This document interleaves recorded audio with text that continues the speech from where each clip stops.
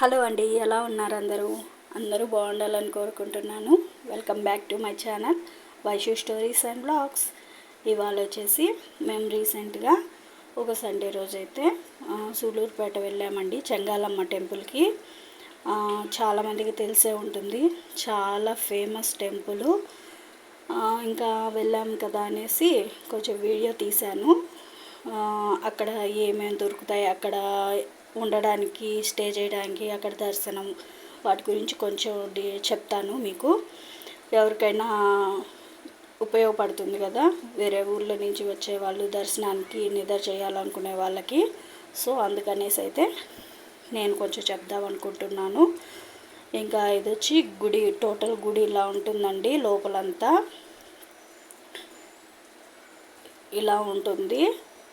ఇంకా అది గోపురము. నెక్స్ట్ ఎదురుగానే ఇది చూసారు కదా షాప్స్. మొత్తం పూజకి కావాల్సిన సామాన్లంతా మనం బయట నుంచి ఎక్కడి నుంచి తెచ్చుకోవలేదు, ఇక్కడ అమ్ముతారు. పూలమాలలు కానీ, నిమ్మకాయలు కానీ, పువ్వులు కానీ, నెక్స్ట్ తాంబూలం కానీ మొత్తం ఇక్కడే దొరుకుతుందండి. మనం బయట నుంచి ఏది తీసుకురావలేదు. ఇక్కడ కనిపిస్తుంది కదా, అది టికెట్ కౌంటర్ అనమాట. మనము 100 రూపాయల టికెట్ కానీ, అర్చనకి సపరేట్ టికెట్ కానీ ఇట్లాంటివి తీసుకోవాలంటే అక్కడ తీసుకొని లోపలికి వెళ్ళొచ్చు. సర్వదర్శనం కూడా ఉంటుంది. మామూలు రోజుల్లో అయితే పెద్దగా జనాలు ఉండరు, కానీ ఏదన్నా ఫెస్టివల్ టైమ్స్ కానీ, సండేస్ కానీ ఎక్కువగా జనాలు ఉంటారు. ఎందుకంటే అక్కడ బలిస్తారు కదా అమ్మకి. నైవేద్యాలు పెట్టుకునే వాళ్ళు, పొంగళ్ళు పెట్టుకునే వాళ్ళు ఎక్కువగా ఉంటారు. ఇంకా స్టార్టింగ్ వచ్చి ఇదండి, త్రిశూలం ఉంటుంది అమ్మది. అసలు ఆ త్రిశూలాన్ని టచ్ చేయగానే ఏదో తెలియని పవర్ మనలో జనరేట్ అయినట్టు ఉంటుందన్నమాట. అంత ఫీల్ ఉంటుంది ఆ తల్లిది. మంచి మహిమగల తల్లి అండి, పిలిస్తే పలికే తల్లి ఈమె. ఈమె గురించి చెప్పాల్సిన అవసరం లేదు, చాలామందికి తెలిసి ఉంటుంది, అంత పవర్ఫుల్. నెక్స్ట్ మనం అక్కడ కొబ్బరికాయలు అవి తీసుకుంటాం కదా, అవి ఏమంటే లోపలికి ఎత్తుకెళ్ళరండి, ఇక్కడే బయటే కొట్టేసుకొని ఆ త్రిశూలం దగ్గర అమ్మకాడ అన్ని టెంకాయ కొట్టేసేసి, నెక్స్ట్ వచ్చి తాంబూలం అయ్యి అక్కడే పెట్టేసేసి లోపలికి వెళ్తామండి మనము. ఇంకా గుడి లోపలికి అయితే వెళ్ళిపోతామండి. ఫోన్లు అయ్యి అలా ఉంది, కానీ ఫొటోస్ అవి తీయకూడదండి లోపల, వీడియోస్ ఫొటోస్ నేనైతే తివ్వలేదు అమ్మవారిని. నెక్స్ట్ వచ్చేసి దర్శనం చేసుకొని బయటకు వచ్చేస్తాము. బయటకు వచ్చిన తర్వాత ఇక్కడ ఒక వృక్షం కనపడుతుందండి. ఇది చాలా మహిమ గల వృక్షం అన్నమాట. దీని గురించి నేను మళ్ళీ నెక్స్ట్ చెప్తూ ఉంటాను, వీడియోలో చూస్తూ ఉండండి. ఇంకా అక్కడ వచ్చేసి సంతానం లేని వాళ్ళు కానీ, నెక్స్ట్ పెళ్ళి కావాల్సిన ఆడపిల్లలు కానీ, మగపిల్లలు ఎవరైనా సరే అక్కడ ముడుపు కడితే ఖచ్చితంగా నెరవేరుతుందండి. ఇంకా ఆ పక్కనే వచ్చి ఇలా తామర కొలను ఉంటుంది, చాలా బాగుంటుంది, అందంగా ఉంటుంది, తామర పుష్పాలు ఉంటాయి. నెక్స్ట్ అక్కడి నుంచి కొంచెం ముందుకు లోపలికి వెళ్ళామంటే ఇవేనండి లోపల స్టే చేయడానికి రూమ్స్ అండి. ఇవన్నీ రూమ్స్. దీని ఆపోజిట్లో ఇంకా ఉంటాయన్నమాట బిల్డింగ్. నెక్స్ట్ వచ్చేసి ఇప్పుడు నేను చూపిస్తున్నాను కదా, దాంట్లో కింద ఫ్లోర్ వచ్చి 300 రూపీస్ అంట. అది ఓన్లీ సింగిల్ బెడ్రూమే ఉంటుంది. నెక్స్ట్ గీజర్ కానీ ఇవేమీ ఉండవు అనమాట. హాట్ వాటర్ ఫెసిలిటీ అవేమి ఉండవు, బయట తెచ్చుకోవాల్సిందే. అదే రూమ్స్లో పైన వచ్చేసి డబుల్ బెడ్రూమ్ ఉంటుంది, పెద్ద రూమ్స్. కానీ అక్కడ కూడా ఏంటంటే వాటర్ ఫెసిలిటీ అనేది ఉండదు, మనం బయట నుంచి తెచ్చుకోవాల్సిందే. దీని ఆపోజిట్లో ఉండే వచ్చేసి 1100 పడుతుందంట. అవి వచ్చేసి ఏసీ ప్లస్ గీజర్ అన్ని ఫెసిలిటీస్ ఉంటాయి. మనం రూమ్లో పడుకోవడానికి, నిద్ర చేయాలంటే రూమ్లో అన్నా పడుకోవచ్చు, లేదంటే ఇలా బయటకు వచ్చామంటే ఆ చెట్టు చూపించాను కదా, ఆ వృక్షము, మహావృక్షము, ఆ పక్కనే మొత్తం షెల్టర్ ఇచ్చేస్తాడండి. ఈ కొస నుంచి ఆ కొస వరకు హ్యాపీగా పడుకోవచ్చు, చల్లగా ఉంటుంది, అమ్మ ఒడిలో పడుకున్నట్టు హ్యాపీగా ఉంటుంది. నెక్స్ట్ చాలా బాగుంటుంది అసలు, చాలా పెద్ద షెల్టర్, ఎంతమంది అయినా పడుకోవచ్చు. అసలు దొంగల భయం కానీ ఏది ఉండదండి ఆ తల్లి దగ్గర. ఇంకా వచ్చేసి అక్కడే ఇలా అమ్మవారికి మనము సమర్పించుకుంటాం కదండి చీరలు, అవి ఉంటే అమ్మవారికి కట్టిన తర్వాత అవన్నీ అక్కడ పెట్టి అమ్ముతారండి. మనం కావాలంటే కొనుక్కోవచ్చు.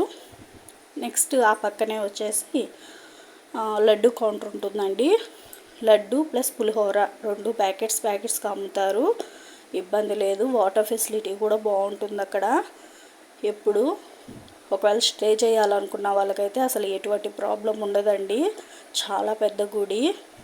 నెక్స్ట్ వచ్చేసి పక్కనే చిన్నది హనుమంతుడిది ఉందండి, చిన్న గోపురం. ఇంకా అంతేనండి. లోపలే అక్కడే భోజనశాల, ఇప్పుడు షాప్స్ అవి చూపించాను కదా మాల్ ఫస్ట్లో, అక్కడే భోజనశాల కూడా ఉంటుంది. ఫ్రీగా భోజనం పెడతారు. ఆ తల్లిది తినొచ్చు, లేదంటే బయట షాప్స్ ఎటు ఉంటాయి. ఇంకా నెక్స్ట్ వచ్చేసి ఇది పోయిన దసరాకి మేము వెళ్ళినామండి. అప్పుడు నేను యూట్యూబ్ స్టార్ట్ చేయలేదు, అందుకనేసి అక్కడ ఉన్న క్లిప్స్ అయితే కొన్ని యాడ్ చేశాను, మీరు కూడా చూస్తారనేసి. దసరా టైంలో చాలా బాగా చేశారు అసలు డెకరేషన్ కానీ గుడికి సంబంధించి. ఇంకా చిన్నగా ఆమె కథ అనేది నేను మీకు చెప్తాను, కొద్ది నాకు తెలిసినంతలో. ఒకవేళ తప్పులు ఉంటే నన్ను మన్నించండి. మీరు వీడియో చూస్తూ ఉండండి, నేను మీకు ఆమె గురించి కథ అయితే చెప్తాను. 10వ శతాబ్ద కాలంలో ఈ గ్రామం పేరు శుభగిరి అనే ఒక గొల్లపల్లె. రోజు మాదిరిగానే పశువులను మేతకు తీసుకెళ్లేవాళ్ళు. సాయంత్రం తిరిగి ఇళ్లకు చేరుకునే ముందు సమీపంలోని పవిత్ర కలంగి నదిలో ఈతకు దిగిన కొందరు వీటి ప్రవాహం వేగానికి సుడిలో చిక్కుకొని కొట్టుకుపోతూ ఒక శిలను పట్టుకొని ఆ ఆసరాతో ఒడ్డుకు చేరుకున్నారు.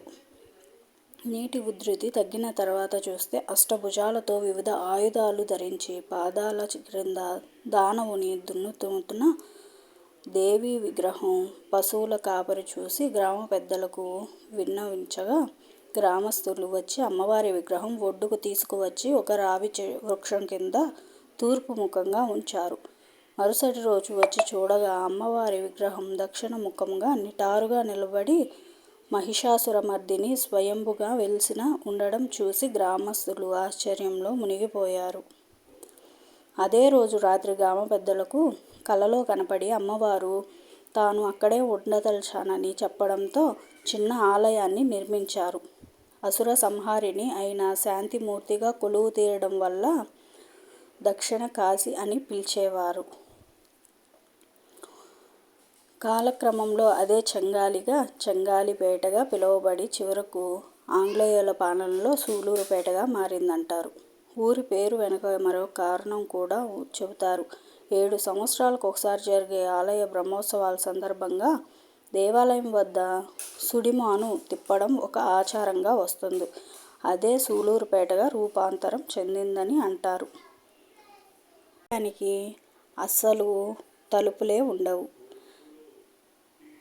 ఎందుకంటే చాలా సంవత్సరాల క్రిందట ఒక దొంగ ఆలయంలోకి ప్రవేశించి భంగపడ్డాడట. అప్పుడు ఆలయ నిర్వాహకులు తలుపులు చేయించారంట.